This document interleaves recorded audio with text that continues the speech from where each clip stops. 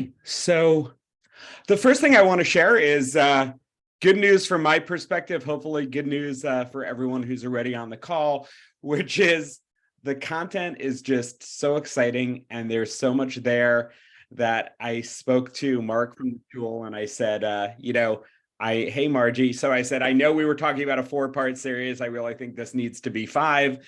We're barely scratching the surface and it's a lot of fun. And he said, of course, just keep it going. And so despite what the email said, where it gave you reason to believe that this is the last in the series, we'll be back next week learning together. So I am super excited about that. I am going to share my screen and let's just jump into it. Can everyone see my screen? Perfect.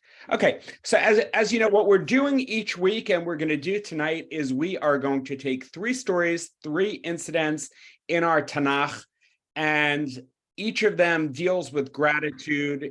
Sometimes it deals with gratitude in different ways.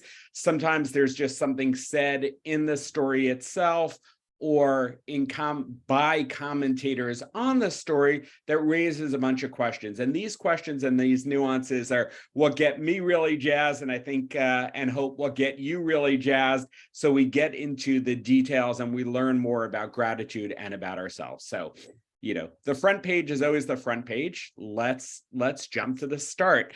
Yitro. I called it filial devotion as an FIL for father-in-law. I enjoy my own titles and you have to grin and bear it and hopefully you enjoy it as well, right? But Moshe's father-in-law is Yitro. Everything goes well for the Jewish people. Yitro has heard about it according to the text and Yitro comes to visit. And the way commentators understand this, or understand not Yitro coming as much, but what we're about to read is that Moshe makes a very gracious gesture. Moshe is pretty busy. Moshe is pretty senior. He stops what he's doing and he goes out to greet his father-in-law. Vayetze Moshe lekraut chotno vayishtachu vayishaklo, right? So it's not just that Moshe goes out, as you see on the side, to meet his father-in-law Yitro, but right, he bows, he kisses him. They each, they're catching up, right? Each is asking about the other. And so, for example, Sforno, this, I apologize, is in Hebrew only, but I will translate. It says, Lo chadal b'shvil malato lekadem pnei misha shilem imo tova. He says Moshe was not worried. He did not stop himself because of his stature, right? He wasn't caught up in titles and stature. Moshe did not stop himself from going out to greet Yitro because, after all, Yitro was, this is what's in bold, Misha Shilem Imo Tova, someone who had done good for him, right? Yitro had done good to Moshe in the past. Be'et Sarlo, at the time that Moshe was in trouble. This might be when Moshe first, flees from Egypt and, meets Yitro's daughters at the well, etc. Yitro takes him in. Yitro makes him a member of the family. And then there's a comparison to Purim, which we could skip right now. But what's also very interesting is it says, V'hahefech, and what's the opposite of this good thing Moshe is doing right now? V'lo zachar sar hamashkim et Yosef, when that wine steward whom we've spoken about doesn't remember Joseph, right? So Joseph interprets the dreams. Joseph says, all I ask of you is remember me to Paro. That doesn't happen. We've mentioned that as an example of ingratitude. So right off the bat in Yitro, there are a few interesting things in how at least Chazal are interpreting it. Number one, they're viewing Moshe rushing out and bowing as an act of gratitude, as an act of hakarat hatov for what had come before him.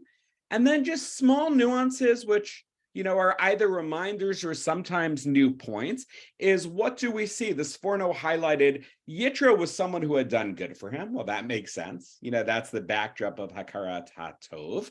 But also when things were tough. So to me, I wrote this on the page. You could read it. But to me, part of what that's saying is it wasn't the obvious horse to back, right? It wasn't clear, in retrospect, you go, oh, of course, be nice to Moshe. Moshe is the leader of the Jewish people. It wasn't like that at the time. And that adds nuance to, what made it special that Yitro was good to him. And then it is fun, as we noted, that you keep hearing the Yosef story and specifically the ingratitude of the wine steward as an example of the cautionary what not to do. We'll also see in other contexts in tonight's class that there's this whole idea of remembering and forgetting. And, when you're remembering the good that has been done in the past. God bless you. And when you're forgetting, of course, you are unfortunately forgetting that. And if there's no memory, there's no starting point for Hakarat HaTov. But anyway, Moshe is not going to make the mistake of the wine steward. Moshe is going to do everything right. Now, there's one other very interesting comment that, as my father would say, this blows me away, and it really does. It's a beautiful thought, not only about gratitude, but about the larger concept. Of course, gratitude will sit within the larger picture, within the larger tablet, as we sometimes describe it, right? The idea of ben adam lechavero and our interpersonal relationships. And so we know the famous phrase, derech eretz kadma leTorah, right? Derech eretz, the ways of the world, being nice to each other, being a mensch. That is kadma leTorah. We know the word Torah is Torah, right? What is the word kadma? Generally, we translate it, because kadma means in front of, before, it means like if you were ranking things, right? Top to bottom, you're ranking things 1, 2, 3, 4, 5, etc. So kadma leTorah means derech eretz is more important than the Torah. Even, we'll add the word, right? Even, you don't need to choose, you don't need to replace it, right? This famous expression that we know about the value of treating each other well. Rav Sorotskin has this stunning point where he says, what's about to happen? In the parasha of Yitro, we're about to have the Aseret HaDibrot, right? We're about to have the 10 Commandments. And what happens before? We have this story. He's saying a story of, chesed, treating people well. We're adding a story specifically of gratitude, but you're having a literal, not just the way kids use the phrase literal, right? We're having a literal representation of derech eretz, this menschlich behavior, right? This being nice and doing the right thing. Kadma leTorah, not only being a priority, but literally coming first in the story to underscore just how important it is, right? So there's this great play that this expression that generally just means, it's number one ahead of number two, or don't sacrifice derech eretz while you're busy rushing to, get to shul or do this good deed. No, you have it all wrong.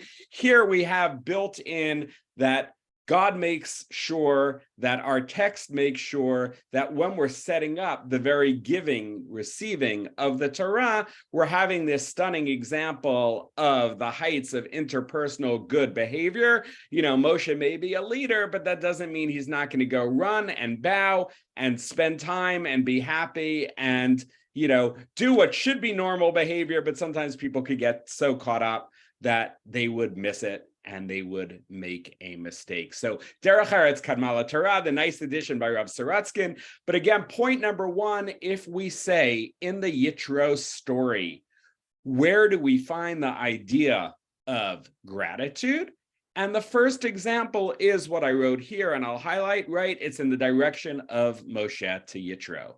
But there is an even more famous direction and point that is key to the story of Yitro, and that gets really fun. As I said, I delight in titles, and some are better than others. So if anyone saw or at least heard about the Netflix film, Don't Look Up, so I played with that, saying look up, right? But this is talking about Yitro recognizing God. And what it says in the very next pasuk, the verse after what we read, Vayomer Yitro. Yitro says what? Baruch Hashem. Yitro is a nice yeshiva boy or girl. He uses this phrase that has come to be a commonplace for us, although it's super significant, right? Blessed be Hashem, that name of God. Yitro uses this phrase. Why? Because he has heard about all the miracles God has performed for the Jewish people, et cetera, right? And this is part of why Yitro has come. What we see in the text is that Yitro says Baruch Hashem, which, certainly seems like he's setting a good example. How do Chazal, how do the rabbis understand this phrase and what Yitro was doing here? So if you look, and again, this one was just in Hebrew, but I will translate. If you could see the Midrash Seichel Tov, right? So it says, Vayikod ha'am vayishtachavu. This is not from here. It's talking about, bowing. And it says, Mikan shetzarich ha'adam lahodot al b'sara tova. From here, we learn that when you hear good news, you should bow down. And similarly, the Chahada Amra, Vayomer Yitro, Baruch Hashem, Asher Hitzil Etchem. This is like when Yitro heard the good news that had happened and said, what? Baruch Hashem, blessed be God. L'lamdecha, what is all this to teach us? Shekol, l'lamdecha literally means to teach. Shekol haroa v'shomea nisim shena'aseh HaKadosh Baruch Hu liyisrael b'mitzrayim tzarech litain shevach lamakom. Whoever hears about the miracles, etc. In this case, they're talking about a specific context, what had happened to the Jews in Egypt, but it goes further, must give thanks, right? That is, on the one hand, talking about something, we could phrase it local, something specific to what happened then. But we see a larger construct where Yitro is mentioned as just an example, not even the only source, but as an example of you hear good things that happen, God did it, say thank you, right? So in this case, it's a thank you to God. And some of the other examples has been thank you to each other. But this is a clear example of Hakarat HaTov. And so one way of understanding the Yitro story itself, this time that he says Baruch Hashem, is to recognize Yitro as an example among potentially many others of people who experience good fortune, people who hear about good news and say what? Thank you, right? That's one medrash, and that's the easy part. But there's this parallel, or you might even call it a counter tradition, where Yitro has done something good and we, the Jewish people, have done something bad. I called it the new guys making us look bad, right? Yitro, whether you believe literally, as some do, that Yitro converted to Judaism, whether you just believe that Yitro was a friend to the Jews, there's no need to convert. Either way, Yitro, according to this Mechilta, really is acting in such a wonderful manner that anyone who, doesn't keep up, by contrast, looks bad. And so therefore we read, and Yitro said, blessed is the Lord. Rav Papa said, scripture, speaks to the discredit of Israel. 600,000 men having been there, and not one of them stood up to bless the Lord until Yitro came and did so, etc., etc. They quote the verse. So, this is one, even people who know me only in this class, the last class, but certainly anyone who's been here throughout or knows me from other walks of life, right? This is where it gets fun. Why? Because as we had seen with Leah, not just the Leah who's attending the class, anytime you hear an expression that sort of beggars belief, that seems different than what we know, in our making sense of this expression, we're going to hopefully learn something new about gratitude, because after all, we assume smart people wrote this Mechilta. They know, as do we, the obvious question. And what is, I'll let anyone on the call suggest the obvious question with or without looking, but what is the most obvious question if you're accusing the Jews, hey, why did we have to wait till Yitro came along to praise God for the miracles of Egypt? What's the question? What do you have? Anyone could unmute yourself.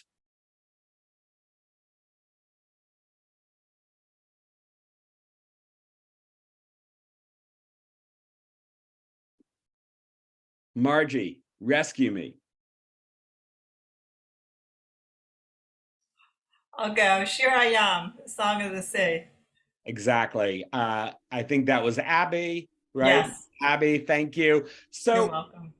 you know, it's pretty funny, right? We're going to see something later. I don't want to mention jumping back and forth, but a song is one of the best ways to say thank you. And we have a famous song that receives prominence not only in our Bible, in our Torah, but in daily davening and prayers. And the Jews sang this song of joy and gratitude. What the heck, you'll forgive me, right, is the Mechilta speaking about.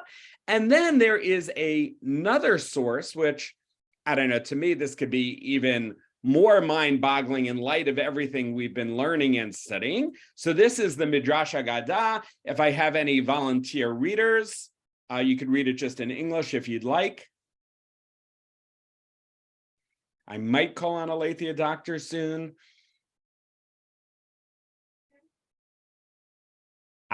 Okay. So I'll read it if no one's reading it. perfect. I can't see both simultaneously. I'm really sorry. I don't know what's going on. Not a problem. We had another volunteer other than my lovely wife. So whoever volunteered, please. Was it, you just want to, the part that says, look at how disgusting? Yes, yes, please. Look at how disgusting the Israelites are, for not one Israelite person blessed God until Yitro came and said, Baruch Hashem. Okay, so thank you so much, Linda. I mean, so this gets wild, right? We've read, even if you just went to Leah, right? We've read stories of gratitude. Fortunately, I had to have content for the class, right? So we've read stories about gratitude, and this Midrash claims no one has ever done anything like this before, right? So what is going on? So answering either one or both of these questions, but certainly the idea in context of what was unique versus the Shira versus the sea. So I only half-kiddingly said the Gaon of White Plains, and it is about my nephew is a youth director in White Plains. He had, his kids together while teaching that parasha. He asked this question, and a girl, excitedly raises her hand and wrote what some of those who could see the screen could see. And she says, no, I'm going to tell you the big difference here.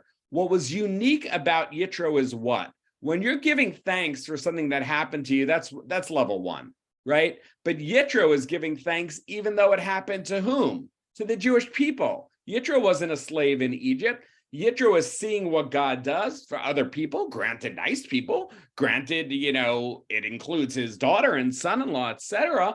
But that is what was unique about what Yitro was doing now, right? So this just underscores the idea that we generally think about gratitude in context of being grateful for things that happen to us. And maybe we could broaden it. Maybe we could expand it and be grateful for things that happen more broadly. So that's the first approach. And it's very reminiscent of a Ramban, Nachmanides, who points out something very clever linguistically on the famous phrase, V'ahavta l're'acha kamocha, which we generally translate as love your neighbor, like yourself. And he says it does not say V'ahavta et re'acha, which is how we would really say in Hebrew, right? Love your neighbor. Instead, it says, V'ahavta love lireacha, to your neighbor. And he says, you know what that means? The sentence is saying, love the things that happen to your neighbor as if they happen to you. Be as happy for your neighbor, or as close as you can, right? And that's a separate whole discussion about emotions and what we could expect. But Ramban is saying what we're talking about here is your neighbor won the lottery, and you, as in our example about Yitro, and you are happy as well, right? It happened lireacha, but because of your love, you are still grateful on their behalf. So that's the Ramban, and that's one idea. And another idea is very simple. I try to play, this didn't exactly work, you'll forgive me. I tried to play with the word delayed gratification, so try to make up gratitudation, right? But this comes from Rav Moshe Sternbach, and the idea is that here's what was unique about our current situation. What was unique is usually, okay, in the moment, people could be grateful when something happens. But in this case, Yitro wasn't there at the moment. Yitro came along after the fact, and it's reinforcing the idea for all of us. We don't need to be the outsider. It's not the same as that first explanation, right? But for all of us, can we hold on to the idea? Can we retain and maintain the gratitude afterwards, after time, not just immediately? The same nephew who quoted the Gaon of White Plains, right, mentioned that this is reminiscent of one of the explanations that we said about Leah, that when Leah called him Yehuda, called her son Yehuda, because it would be a permanent name, it would be a permanent expression of gratitude. But anyway, these are two approaches which could help us in our own life, even as they help explain a strange midrash or two. And the final thought, which I think is definitely on the drush element, but I called it extra credit for those who need it most, is, okay, you raised good questions, right? Leah wasn't the first one to do it. Yitro was not the first one to do it, but we're going out of our way to give them credit. Why? Because each in their own way, they represent outsiders, and we're going to bend over backwards to say, if outsiders are being grateful, if outsiders are expressing gratitude, let's encourage them, because of course they're going to read that midrash or that Gemara and see it in print. But that's why I'm saying that's a little tongue-in-cheek, but I think nonetheless, it's an important idea that we should really, those who are most disenfranchised should be the ones that we most encourage, and we should appreciate the efforts that they make. Now, if you'll recall, so far what we've said about Yitro, we're about to close the Yitro section, but so far what we said about Yitro is, number one, Yitro is a story of gratitude in that Moshe expresses his gratitude to Yitro, leaves everything that was going behind. And by the way, for those who recall, we know that in that very story, Moshe's overworked and Yitro makes suggestions, etc. Right? So you have an overworked guy at a pivotal moment in history who stops what he's doing, and it's the right move, and he rushes and he bows and loves and expresses gratitude to his father-in-law, who's always been there for him. It is a literal expression, as we said, of the phrase Derech Eretz Kadmala Torah, because it precedes the Torah we're about to receive.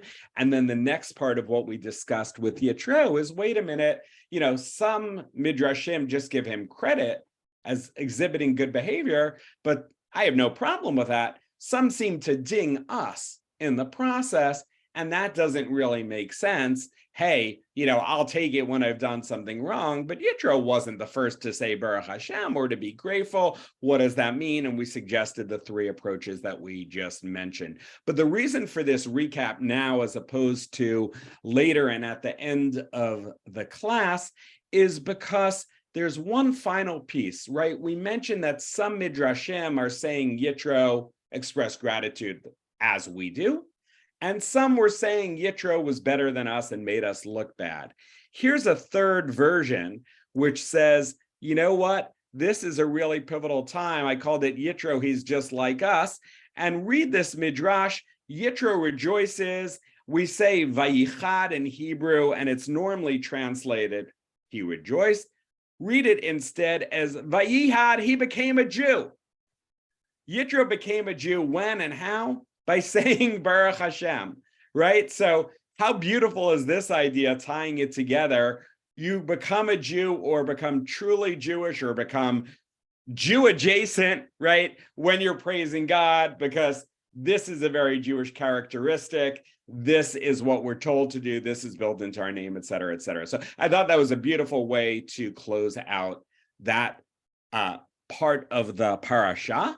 And now let's go to the Haftorah that adjoins, that's selected each week for Yitro, right? Each year, when it comes out, you have pre-selected Haftorah portion that's going to have some connection. I'm going to do this part much faster in the interest of time.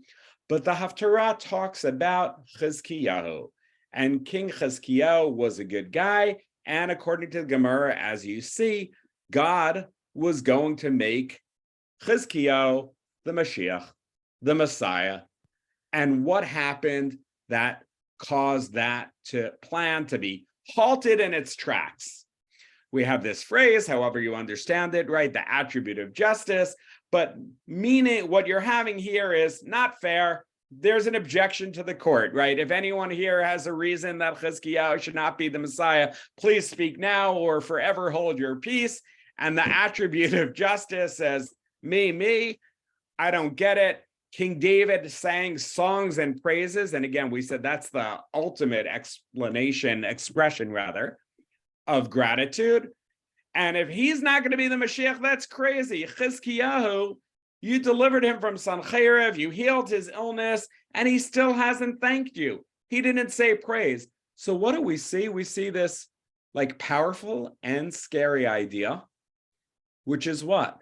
That someone who otherwise was worthy of being the Messiah lost the gig, and all of us lost out because he, Chizkiyahu, didn't express gratitude. And what you're having is, in placing this story together with the story of Yitro, where we saw Moshe's examples of expressing gratitude, and we also saw Yitro's example of saying Baruch Hashem, right? Intentionally, you're having, as we had in so many cases, those are the 2 points and exemplars of what you should do. And Chizkiyahu, sorry, is the example of, the thou shalt nots. And that's how that all ties together, right? So this is number 1. As you know, in this class, we're always going to tackle 3 issues, not all of identical lengths. Don't be nervous. So let's go to topic number 2. In Devarim, in Deuteronomy, in the Parsha of Ekev, right, Moshe's describing a lot of good things. And he's saying, let me know if I have any volunteer readers, but if not, I'll just zoom through it. You could unmute yourself and tell me you want to read, and I will read until and unless someone does that, right? So we're describing God's going to bring you into a good land. We know what that land is, right? Beautiful descriptions of the land of Israel. We see the minim that we know for the land of Israel, a land you're going to eat, et cetera, et cetera.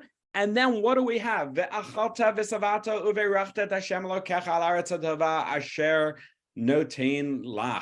lach, right? So why am I highlighting this? This is a famous phrase that we know is the source for why after we eat food, specifically bread, we do Birkat Hamazon. We thank God. And the very source is in the context of God does these things, and you are appreciating them, and you are giving expression to that Hakarat HaTov, by thanking God, and nowadays we know what that looks like on a more literal level, right? But that's part A, that's the intro. And then we have a part B coming. And God says, you know what? Moshe says, rather, Hishamar lecha pen tishkach. You hear that word tishkach, forgetting? Tishkach is often introducing when you forget what's really going on, when you forget the who behind the scenes, who was responsible, when you forget to be grateful, right? So you could forget God and take care. Don't do it, right? And then the next, I'm intentionally jumping, so that's Pasuk 11, and then verse 17. What are you going to do instead? You're going to say, if you go this bad route, Kochi va'otzam yadi asali etachayel hazeh. Right? It's my own power and my own might. I did it all. If I did it all, you don't need to thank anyone, right? You don't need to thank God.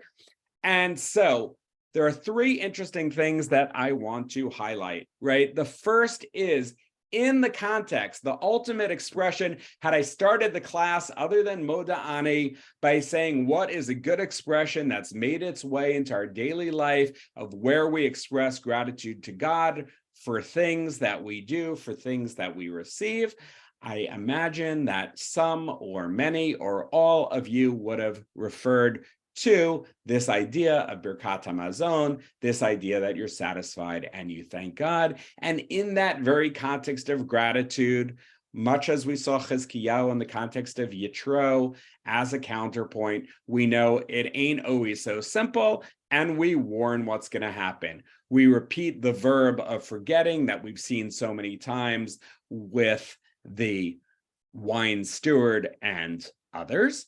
and we add one new element. And that's a verse that we did not read yet.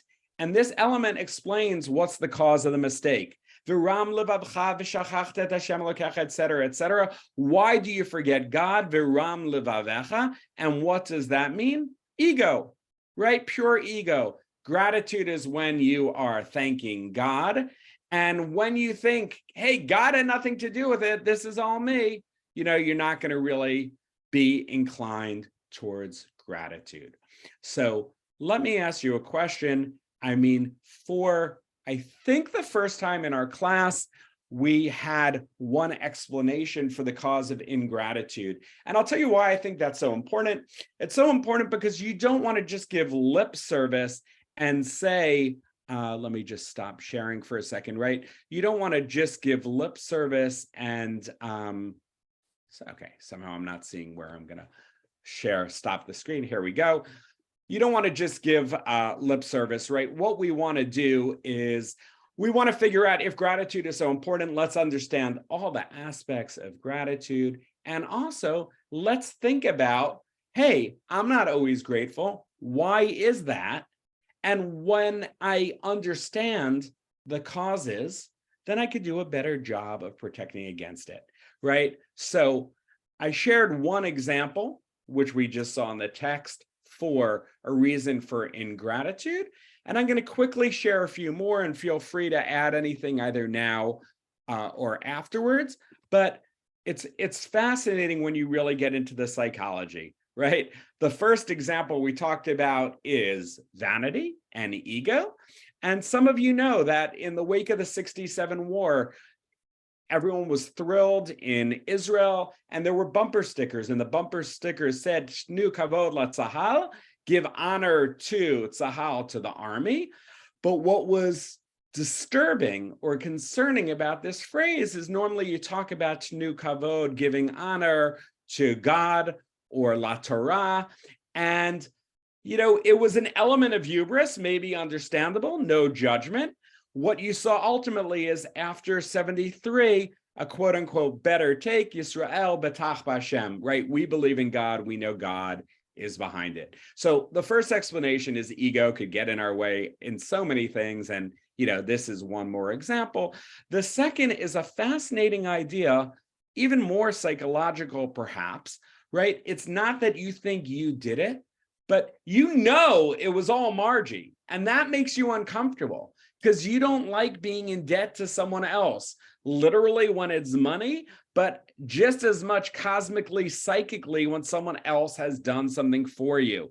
And so there's this great phrase from Mark Twain that you see here, right? Why does that man hate me so? I never did anything for him, right? Because this underscores a truth that sometimes the very people for whom we've done the most, ask rabbis, ask therapists, they can end up being people who, let's say, are not always the easiest to get along with. Why?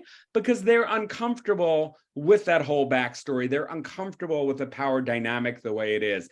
I included briefly, it happens, I read books, and some of them are very silly books, and some of them are deep books, and some of them are a bit of both, right? So this is from the Rabbi series of Harry Kemmelman.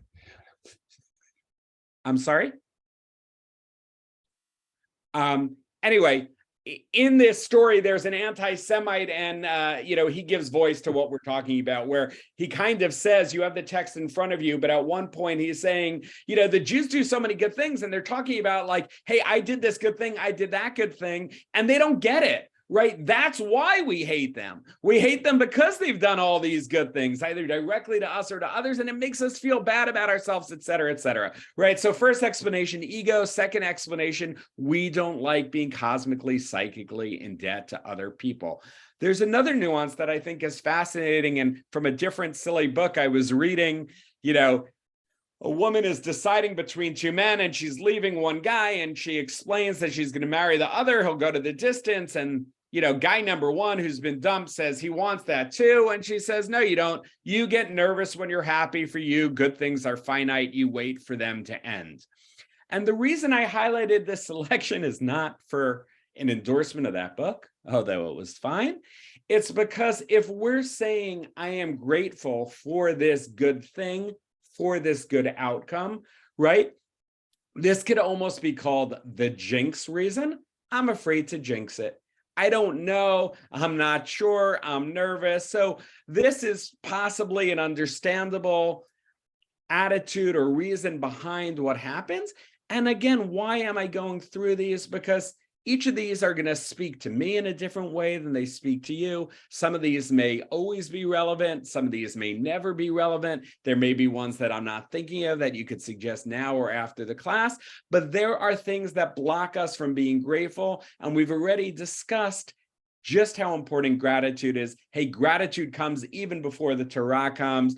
Gratitude or ingratitude was what got us the very first sin and got us kicked out of Eden, et cetera, et cetera. So the stakes are high. Let's figure it out, people, right? Okay. We've talked about envy before, and a cute way, perhaps, since we just had the benching pasuk, the chalta v'savata, you eat and you're satiated, right? With envy, you're not full yet, right? You're not feeling that the good stuff has happened, so you're not ready to express gratitude. Of course, this is not a good thing, but this also is a plan of attack. You work on your envy, and this helps us with the other aspects.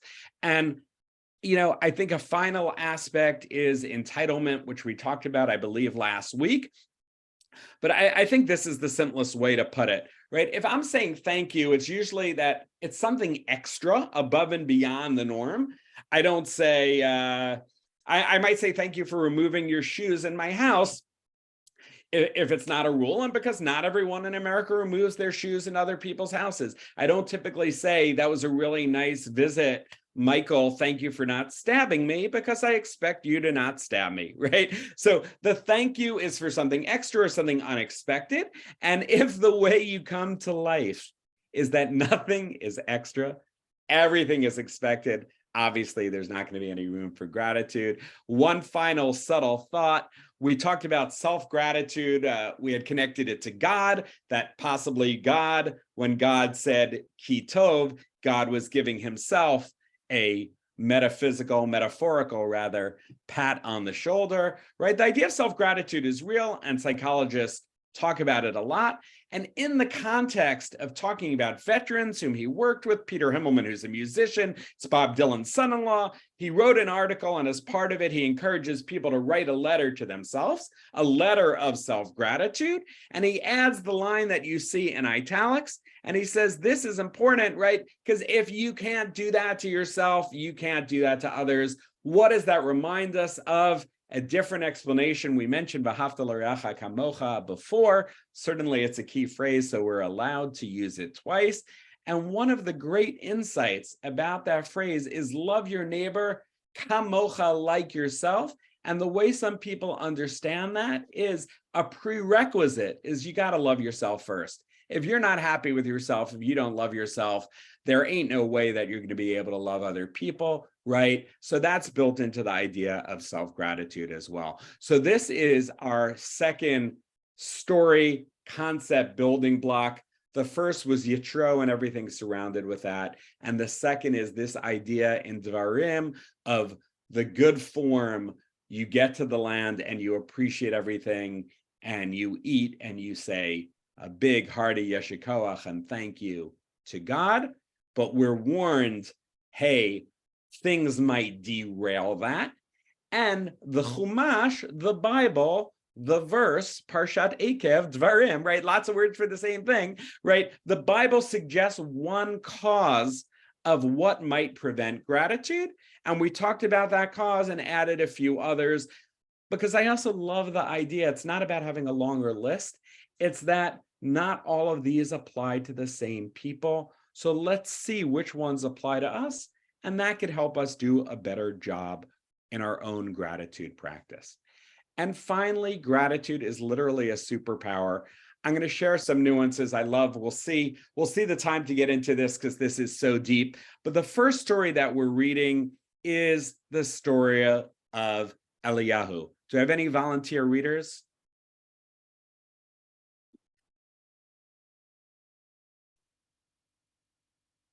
Not a problem. So God, Sure. I'm sorry. Sure. And the word of the Lord came to him, go at once to Zarephath of Sidon and stay there. I've designated a widow there to feed you. So he went at once to Zarephath. When he came to the entrance of the town, a widow was there gathering wood. He called out to her, "Please bring me a little water in your pitcher and let me drink." As she went to fetch it, he called out to her, "Please bring along a piece of bread for me." "As the Lord your God lives," she replied, "I have nothing baked, nothing but a handful of flour in a jar and a little oil in a jug. I'm just gathering a couple of sticks so that I can go home and prepare it for me and my son. We shall eat it, and then we shall die." Okay, and how do we understand that, right? That does not sound fun. And it's saying, this is underscoring just how poor she was. There was no food to eat, right? After we eat that, we're going to die of hunger. So that is that Rashi. I'll read the next piece. So Elijah tells her not to be afraid, right? Do what you said, but here's what I want you to do, right? Make me a small cake, make yourself and your son. And I'm telling you, the flour is not going to run out. The jug of oil is still going to stay full. And she does it. And then she and her household have food for what? Yamim, which literally means days. You see, the English translation is a long time. And one of the commentators, the Mitzudat Sion, says our rabbis understand it as a year, right? So what happened? I remember there was once a Budweiser commercial. I believe it was Budweiser. And there was a terrible apartment and it was near railroad tracks, right? Who's going to want this apartment? And the realtor says, "Don't worry about it. I got this." And she's showing people through the apartment and everyone's, really uninterested until she says, "By the way, you're here. Would you like a beer?" And she opens the refrigerator and it has 2 beers and she takes one for herself and one for the potential tenant and closes the refrigerator and they drink their beers and she opens it again and what? And there are more beers there and they drink again and open and close, right? This is the magic fridge. Okay, I'll take it. Everyone wants that apartment, the replenishing beer fridge, right? This is the replenishing flour and oil and it lasts for a year, right? Everything is hunky-dory. This is miracle number 1, right? Perfect. It doesn't give up. The kara kemech lo chalta, right? It never ends. But what happens after a while, right? The child falls sick. His illness gets worse. She says, "Oh my God, Elijah, what did I do that you're coming to my house and causing all this?"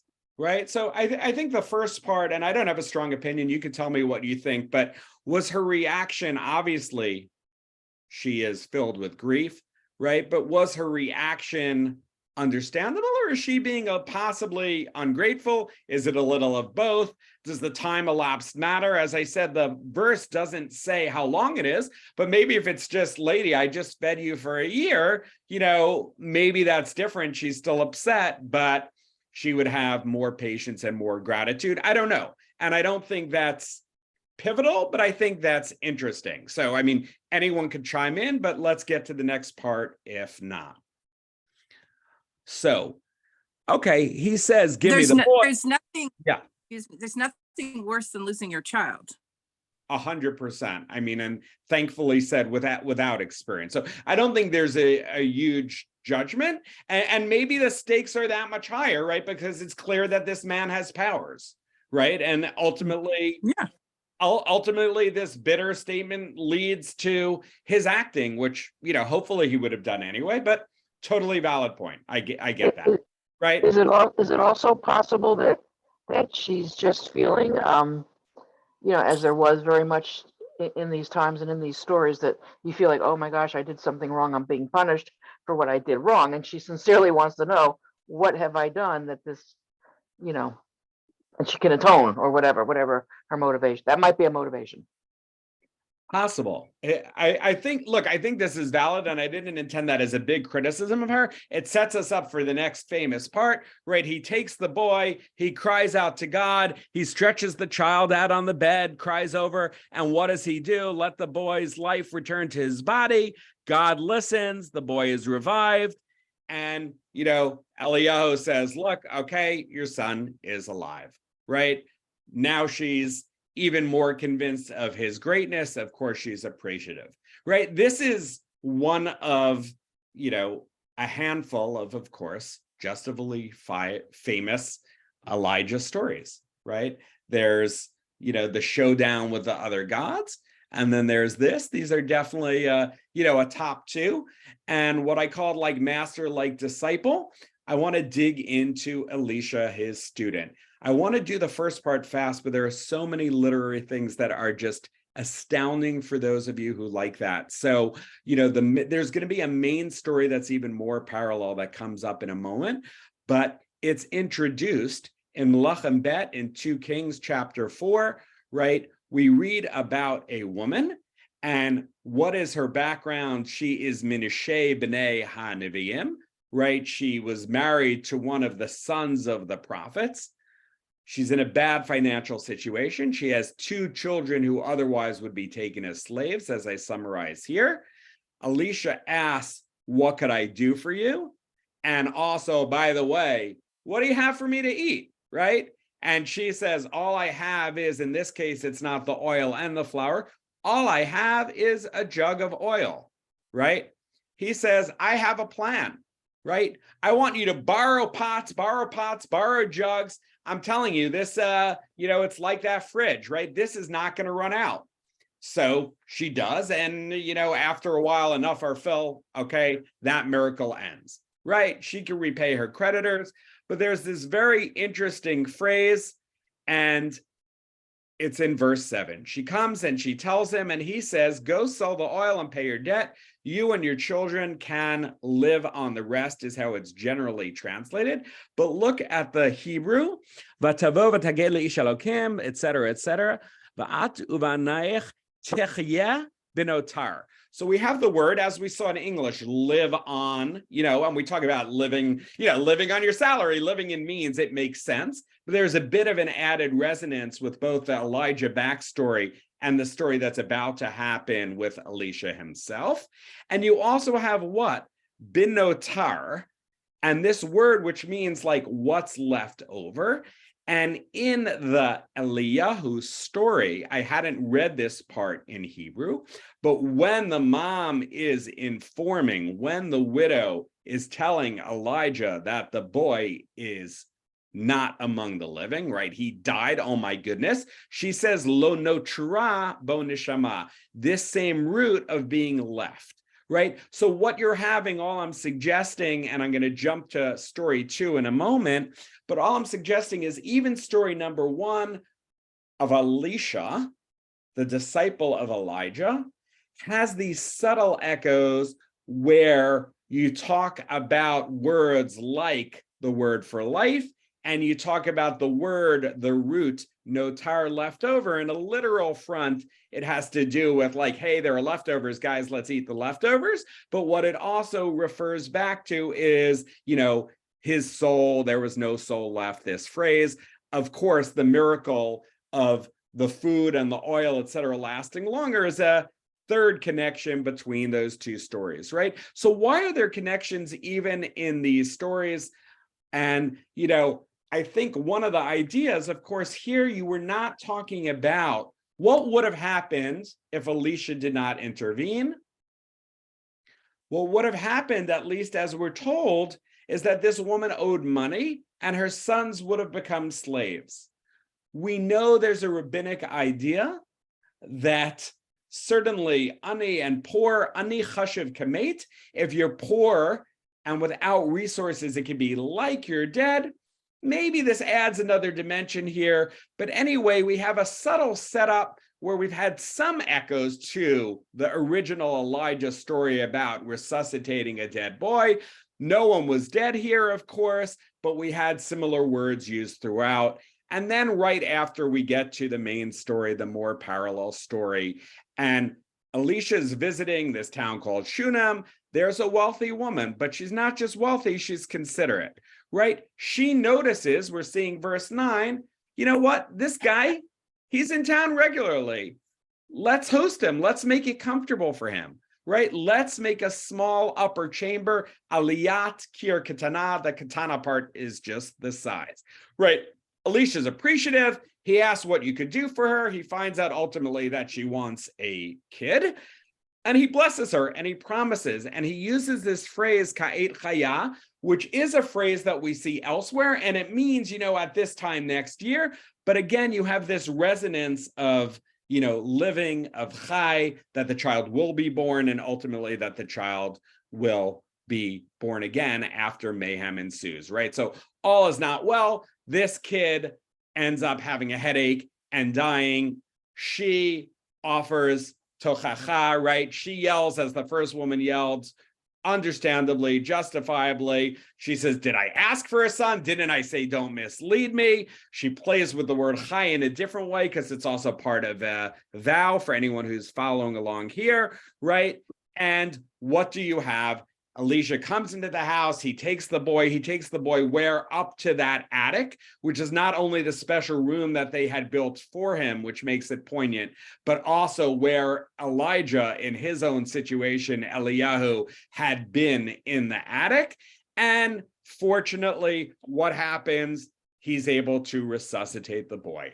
So whether or not you appreciate the added nuance of the story in between with Elisha, there are certainly parallels, but we have 2 to 3 stories, one involving Elijah, 2 involving Elisha. In 2 of the stories specifically, we have this miracle of miracles, right? Not that a couple gets matched up, but that you have actual resuscitation of the dead. Now, there is a Gemara, and the Talmud says that there are 3 keys, in the hand of the Holy One, right? 3 things that God and only God control. And one of those things is what? Revival of the dead. So, I don't have to tell you, we just read au contraire. We just read 2 pretty out there stories. And so, interestingly, Tosa, I'll just read this, or do I have a volunteer to read this? Perry or John?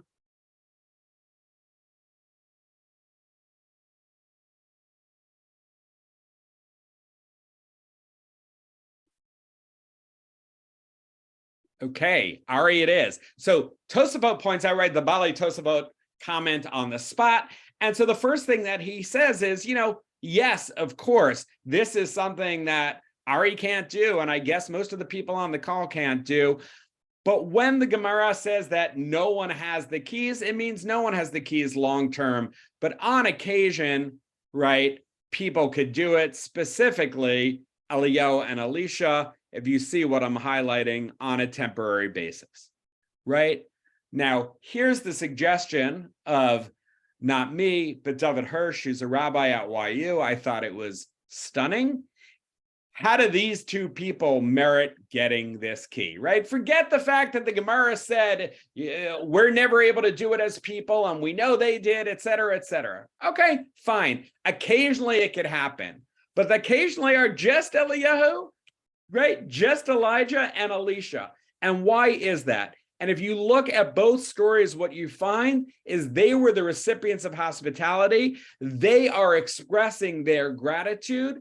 And in that context, you could reach new incredible heights, or at least they could, right? So pretty powerful, pretty wild, pretty out there. You don't need to, you could believe parts or all of the story, but just to recap, because now it's 8 p.m. and for anyone who wants, I will stay on longer. In the first part of the story, we talked about, in essence, 3 aspects of the Yitro story. We talked about Moshe expressing gratitude to Yitro and how that happened even before we received the Torah. We talked about Yitro expressing gratitude to God, and we talked a little about how that gratitude may have been unique as opposed to things we had seen before.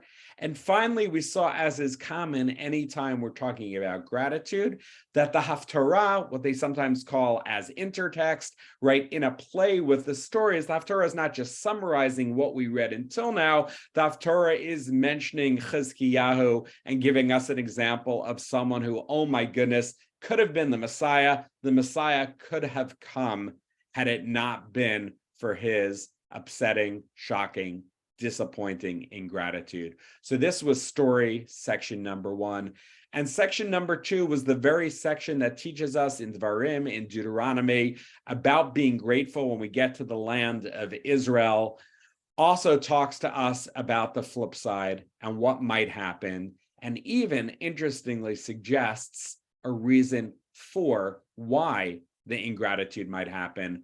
the reason they mentioned was envy, but we mentioned another good 4, 5, 6 other ideas that are psychologically true, prevalent, risky for those of us who want to do a better job in leading grateful lives. And then we read the story of Eliyahu. We read 2 stories of Elisha, and we realized that aside from some fascinating literary details and nuances, ultimately, of course, they were stories that are remarkable in that they're stories where people actually resuscitated the dead. And that is different than the normal course of events, not only because we don't know other stories, but hey, the Gemara says, no, it's not so. This is a godlike activity. And we sort of had 2 steps in answering it. Step number 1, small potatoes, right? Step number 1 just says, you know what? What I want you to know is that it could happen on a temporary basis, just not a permanent basis. But step number 2 said, why did these 2 guys succeed? Why did Eliyahu and Elisha have the opportunity to do something as dramatic and fundamental and literally life-changing, right, as resuscitating the dead, as Tchiyat HaMetim? And we said, well, if you look in context, in both cases, they were recipients of gratitude. They were recipients, of kindness. And this act was their ultimate expression of Hakarat HaTov, right? So gratitude, powerful stuff. Thank you again for learning with me. Thank you so much. Linda, I'm also so glad you joined the shul. Thank you so much to the shul for realizing this is exciting. And I think we have at least 1 more week left, or I promised 1 week left. And next week, what we're going to talk about a little more is not just Birkat Hamazon, which we mentioned, the grace after meals, but some of the other, which blessings might connote this, which parts of tefillah more than others might have to do with gratitude, and just some of the other ways that we have built into our lives outside of Tanakh that we read as reminders and nuances that will help us all get that much closer to inculcating an attitude of gratitude. So thank you again. I will stay on for anyone who has further questions or comments, and then if not, I will see you next week. I have, but I'll wait for see if anyone else has. Perfect. Anyone else want to go? There's a beautiful shot at the end, about gratitude, the being guests, and that was the koyach that did it.